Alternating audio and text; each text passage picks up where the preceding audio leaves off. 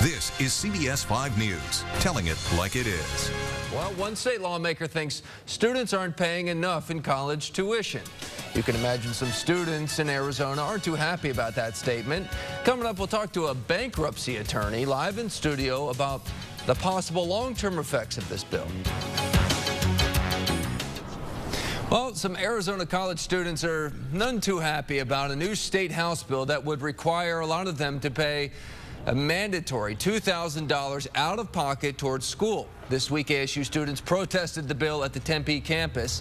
State Representative John Kavanaugh from Fountain Hills is sponsoring HB 2675. It would force students at state universities to pay $2 grand out of pocket each year, an amount that cannot be paid using grants, scholarships, or tuition waivers.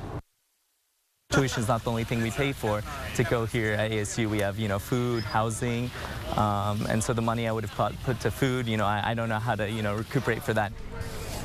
Well, the only exceptions for the mandatory payment would be for athletic and academic scholarships. All right, today we brought in bankruptcy attorney Jonathan Frutkin to weigh in on the possible long-term effects of this bill. Thanks a lot for coming in. Thanks for having me. Okay, so if you're a student and you have to pay even more for college than you're already planning to pay, how could that affect you down the road?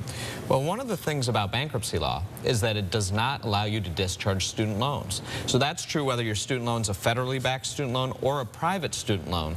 And so what we've seen here in the last several years is an explosion in student loan debt. And the problem with bills like this is it's adding even more to the student loan burden of people who are least able to afford it. So, I mean, these are kids when they're getting out of college, they're our next generation of young professionals. It's tough enough, especially in this day and age, for them to get a high-paying job. Would this make the job market even weaker? Maybe they'd have poor credit scores? Well, part of the problem here is what we're talking about is actually 30,000 students that are currently enrolled in state schools that would be affected by this $2,000 hike in what they need to pay for the cost of school. What some people forget is the cost of school is much more than just tuition. It's more than just the fees. It's the housing, it's the cost of getting around, it's the food, and most of these students are first-generation students in school as well. And so to add this extra burden onto them is going to increase the problem down the road for them. One of the things that we notice probably the most is that the student loan explosion has occurred mostly in the last 5 to 10 years. And so this entire generation, they're coming into a work market without enough jobs. They're the ones who are going to be affected the most. All right, so in reality, though, we're talking about maybe $8,000, $10,000, depending on how long they go to school. Could that much make a difference? Well, it can make a difference. As everybody's aware, once that interest starts going, you start seeing that $8,000 turn into a lot more.